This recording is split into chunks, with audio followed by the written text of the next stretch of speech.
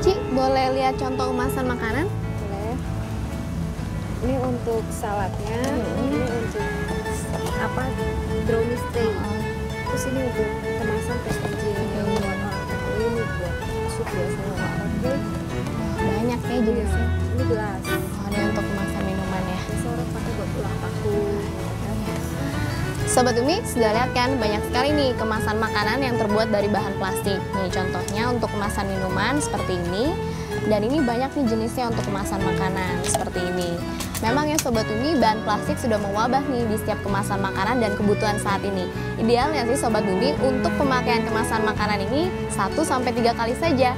Kalau Sobat Umi sampah kemasan makanan ini dibuang begitu saja tapi tidak mencemari lingkungan sih nggak apa-apa ya. Tapi pada kenyataannya banyak nih dari kita yang kurang bijak dalam membuang sampah kemasan makanan ini lalu dibiarkan menumpuk di lingkungan dan akhirnya menjadi beban bagi lingkungan. Nah, karena sifat dari plastik ini juga yang sulit terurai menjadi permasalahan plastik di lingkungan kita. Kira-kira ada nggak sih ya solusinya di Bumiku Satu kali ini mengatasi permasalahan plastik di lingkungan kita? Tetap stay tune ya di Bumiku Satu.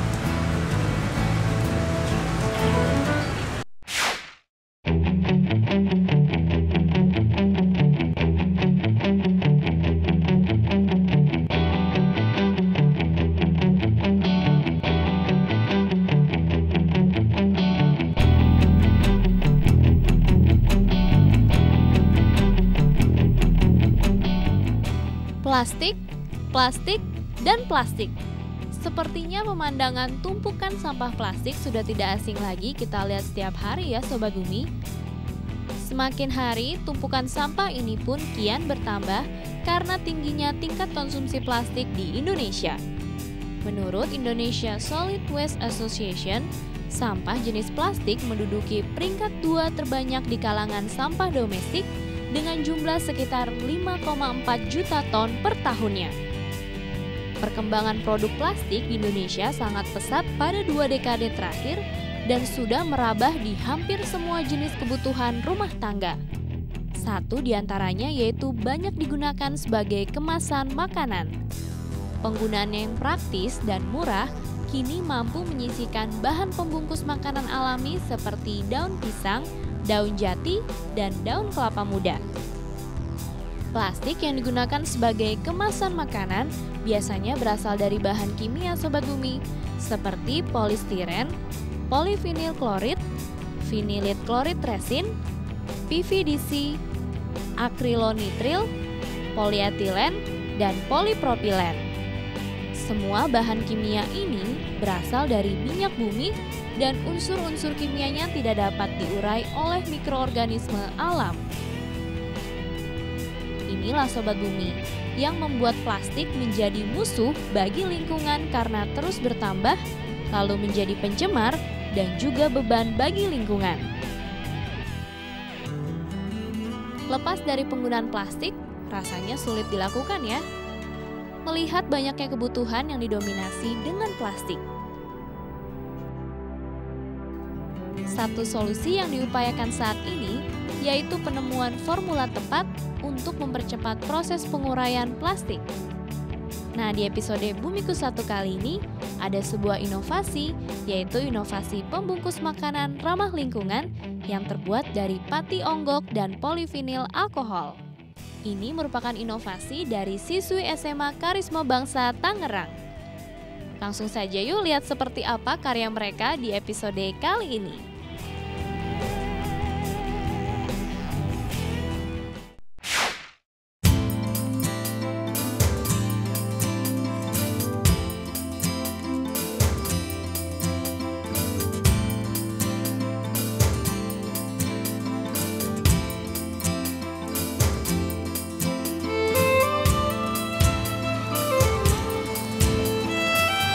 Sobat Bumi, mengambil langkah untuk memusuhi plastik sepertinya bukan cara yang tepat ya untuk mengatasi permasalahan plastik di lingkungan kita.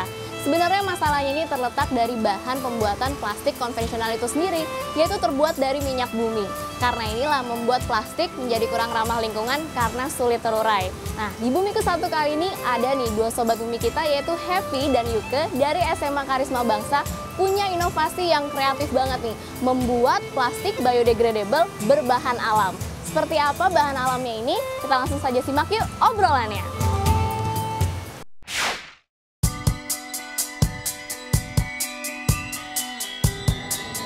Sobat Bumi di rumah, plastik saat ini sudah menjadi bagian dari kehidupan kita. Sayangnya, plastik itu bukan bahan yang mudah terurai di alam. Contohnya di tanah, dia membutuhkan waktu 100 hingga 500 tahun untuk terurai.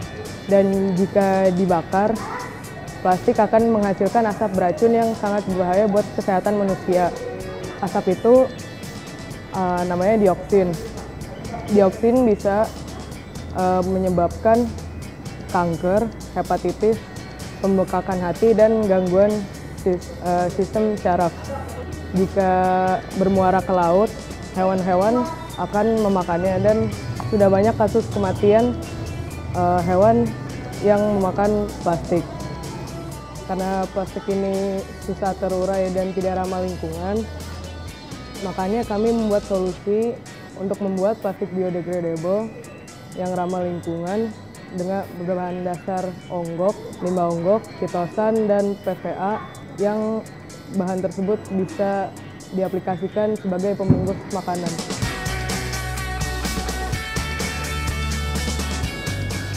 Proyek kami menceritakan tentang studi biodegradabilitas dari termoplastik berbahan dasar PVA, chitosan, dan pati onggok. Alasan kenapa kami memilih proyek ini pada awalnya karena remaja pada seumuran kami ini banyak mengkonsumsi bahan-bahan makanan yang pembungkusnya itu dari plastik.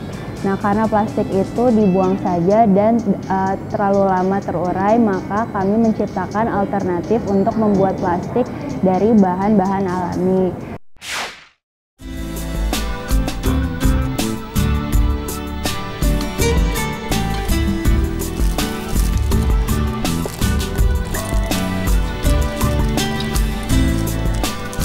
Sobat Bumi, tahu nggak syarat untuk bahan pembuatan plastik ini harus mengandung rantai polimer, di mana rantai polimer ini merupakan gugusan atom yang panjang dan saling mengikat.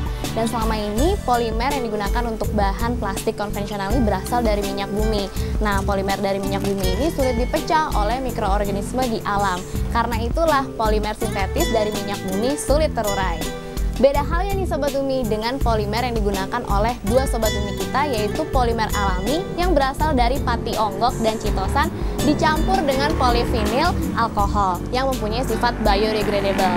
Nah, kira-kira gimana nih ya asiknya dua Sobat Bumi kita ini meracik bahan-bahan tersebut menjadi plastik biodegradable? Saksikan ya di segmen Kulak-Kulik yang satu ini.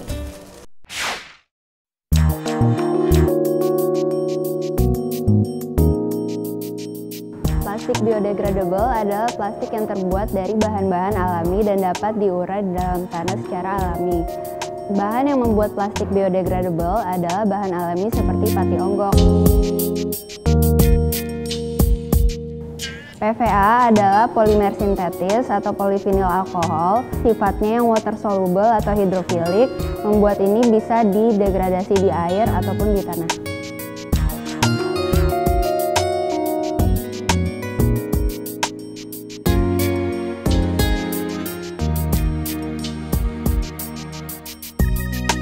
Sekarang kita mulai cara pembuatan untuk plastik biodegradable ini. Pertama, kita telah menyiapkan 3 beker gelas untuk mencampurkan bahan-bahannya. Pertama, 90 ml air aquades dicampurkan dengan 2,7 gram PVA. Lalu untuk chitosannya 0,3 gram, tapi dicampur dengan larutan asam asetat. Karena chitosan tidak bisa larut dalam air biasa, maka dicampurkan dengan asam asetat.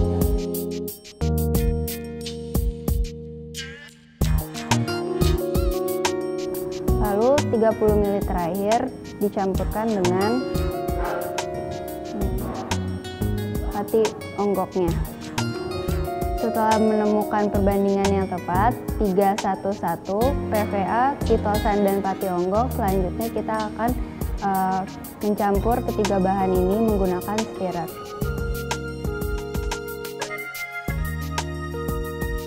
Pengadukan atau pemanasan dengan menggunakan alat stirrer bertujuan untuk mengaduk bahan-bahan tersebut tadi.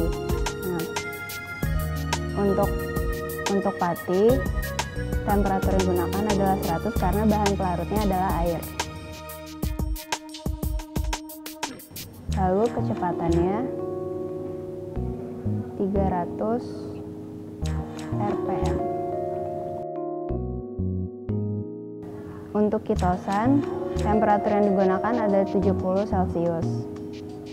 Karena asam asetat, titik didihnya berbeda dengan air. Namun kecepatannya tetap 300 rpm. Proses ini dilakukan selama 30 menit sama seperti mengaduk pati onggok. Selanjutnya, untuk PVA, temperaturnya itu 100 Celcius. Diaduk selama 60 menit dengan kecepatan 300 rpm. PVA berperan untuk membentuk bentuk dari plastiknya tersebut. Berbeda dengan plastik biasa, PVA sifatnya biodegradable. Plastik biasa menggunakan polimer seperti vinyl acid atau vinyl klorida. Nah, sifatnya itu tidak biodegradable. Sedangkan kalau PVA itu sifatnya biodegradable. Setelah ketiga bahan ini homogen, selanjutnya kita akan mencampurkan ketiga bahan ini ke dalam satu wadah, yaitu di wadah PVA atau polyvinyl alkohol. Kemudian kita akan mengaduk dan memanaskannya kembali dengan temperatur 100 dan kecepatan 300 rpm. Proses ini dilakukan selama 60 menit sampai larutan ini berbentuk jelly dan bisa dicetak ke dalam cetakannya. Ini dia ketiga larutan yang sudah dilarutkan dalam satu wadah. Tahap selanjutnya adalah tahap casting atau pencetakan. Nah, pertama kita akan menuangkannya secara perlahan-lahan dan secara merata.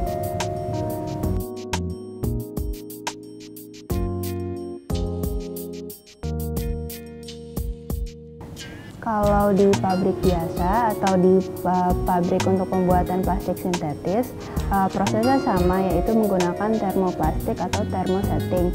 Jadi pertama monomer-monomer yang sudah dicairkan lalu dipanaskan, kemudian dimasukkan ke dalam cetakan.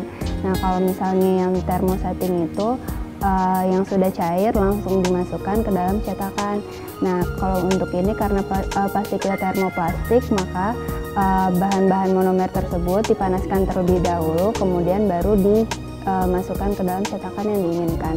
Nah, plastik ini harus diletakkan di atas oven. Temperaturnya tidak usah tinggi-tinggi, sekitar 80 Celcius atau 50 Celcius. Lalu proses pengeringan ini berlangsung selama 2-3 hari. Setelah selesai membuat plastik ini, kita perlu mengadakan 3 uji. Yang pertama, uji biodegradabilitas. Tujuan fungsinya untuk mengetahui seberapa lama plastik ini tuh terurai di dalam tanah. Yang kedua, uji swelling untuk mengetahui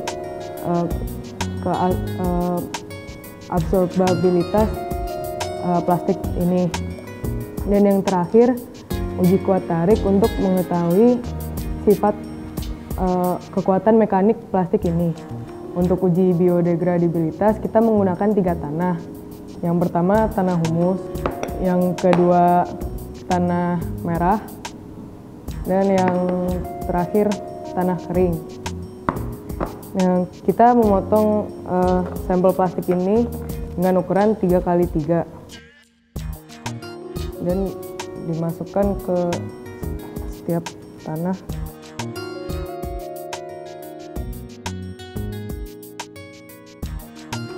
hasil dari uji biodegradabilitas itu di tanah merah dia terurai selama 153 hari, di tanah kering selama 63 hari, dan paling cepat di tanah humus selama 41 hari. Mengapa lebih cepat di tanah humus? Karena di tanah humus banyak bakteri yang hidup, dan salah satunya Pseudomonas dan Sphingommonas yang memakan PVA, dan Aspergillus yang menurut beberapa penelitian dia memakan kitosan. Mengapa plastik kita lebih cepat terurai? Karena kita menggunakan bahan alami yang bisa diuraikan bakteri yang di tanah.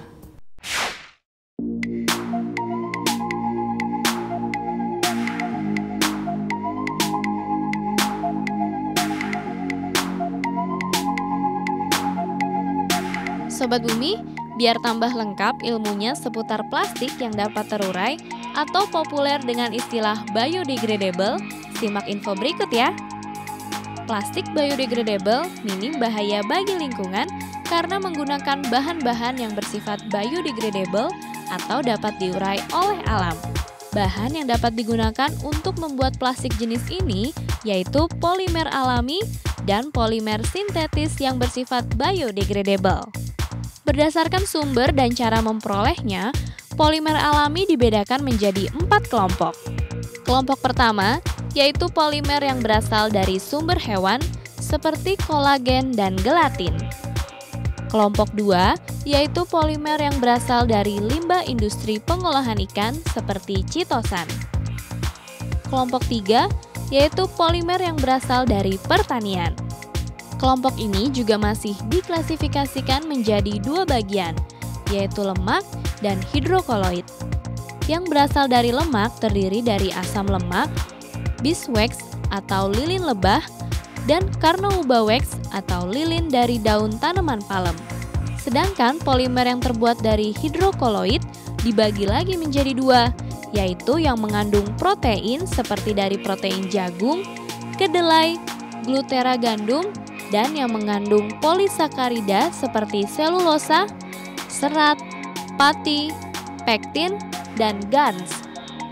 Nah, yang terakhir yaitu kelompok 4 adalah kelompok polimer yang berasal dari mikrobial seperti pululan, santan, polilaktik asid, dan polyhydroxyl alkanoats.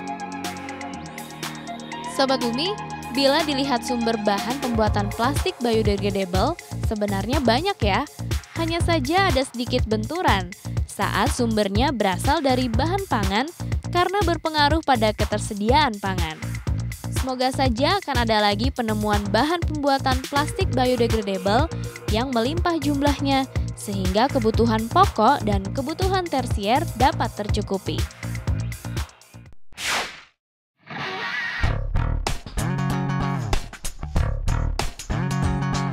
Untuk sementara ini, plastik kami diaplikasikan untuk membungkus permen, karena permen adalah salah satu jajanan yang banyak dikonsumsi oleh remaja seumuran kami. Teman-teman di rumah pasti tahu dan pernah mendengar plastik yang bisa dimakan.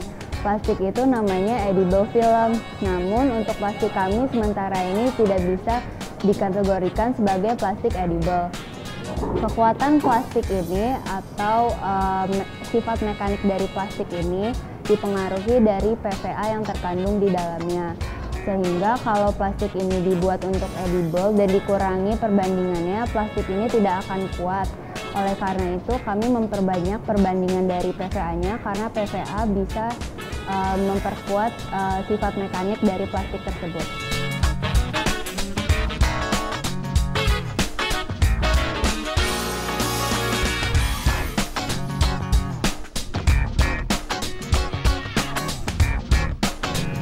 Sobat Bumi di rumah, meningkatnya penggunaan plastik di Indonesia telah menyadarkan kita, terutama remaja Indonesia, untuk berperan dalam menanggulangi masalah plastik di Indonesia ini.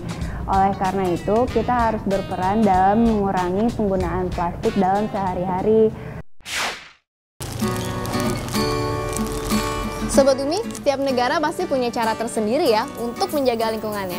Seperti di negara Uni Eropa nih, di mana negara ini menerapkan aturan pembelian pada setiap satu kantong plastik kemasan di setiap pembelian. Dengan begitu nih, plastik sudah tidak lagi menjadi barang yang mudah diperoleh dan mudah dibuang begitu saja. Seperti apa nih berita lengkapnya? Kita saksikan ya di segmen Berita Lingkungan.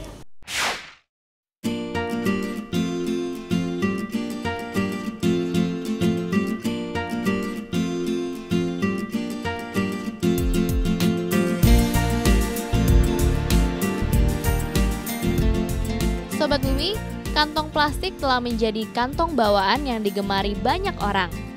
Selain harganya yang murah dan berlimpah, kantong plastik memberi kepraktisan tersendiri bagi para penjual untuk mengemas barang jualan mereka agar dapat mudah dibawa oleh pembeli. Plastik ibarat seperti bonus barang belanjaan ya. Dengan mudah, kita bisa mendapatkannya di hampir setiap pembelian. Hal inilah yang membuat para aktivis lingkungan merasa geram. Karena plastik mudah didapat sehingga membuat kita tidak bijak menggunakannya. Kini beberapa negara telah menerapkan aturan pemungutan dana pada setiap pembelian kantong plastik. Hal ini dilakukan untuk mengurangi penggunaan plastik, Sobat Bumi. Negara Inggris pun menjadi salah satu negara yang memberlakukan hal tersebut. Pemerintah Inggris menetapkan biaya sebesar 5 pound sterling atau setara dengan Rp94.000 pada setiap pembelian satu buah kantong plastik. Namun sejauh ini, aturan itu tidak diberlakukan pada kantong kertas atau kantong plastik biodegradable.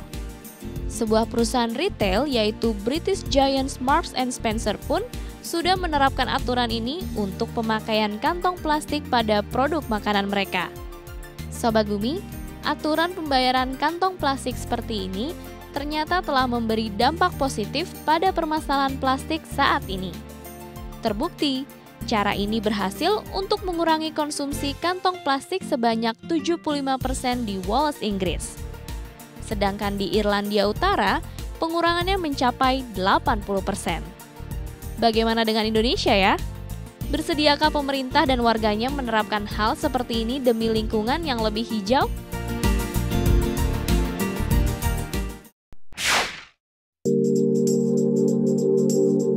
Sobat Bumi, kalau ditanya bisa lepas dari penggunaan plastik rasanya sulit ya untuk saat ini. Nah, solusinya adalah kita harus lebih bijak nih dalam menggunakan plastik. Dengan kita bijak dalam menggunakan plastik, berarti kita juga menghemat cadangan minyak bumi kita yang sudah mulai menipis. Memang sih Sobat Bumi, plastik biodegradable ini belum banyak di Indonesia. Tapi bukan berarti menjadi alasan nih buat Sobat Bumi untuk terus menggunakan plastik secara boros. Nah, buat Sobat Bumi di rumah nih, mulai sekarang bisa membiasakan untuk membawa sendiri tas kain dan memakai kemasan makanan yang bisa dipakai berulang kali. Buat Sobat Bumi di rumah yang belum follow Twitter, ayo cepet follow Twitternya Bumiku1 di @bumiku1.tv. Ditunggu ya komennya seputar lingkungan. Dan saksikan terus nih episode-episode lainnya yang gak kalah seru dan gak kalah menariknya pastinya hanya di Bumiku1 setiap minggu jam 5 sore. Nah kalau gitu deh pamit dulu ya Sobat Bumi, sampai ketemu minggu depan. Bumiku1, lestarikan selalu. Dadah!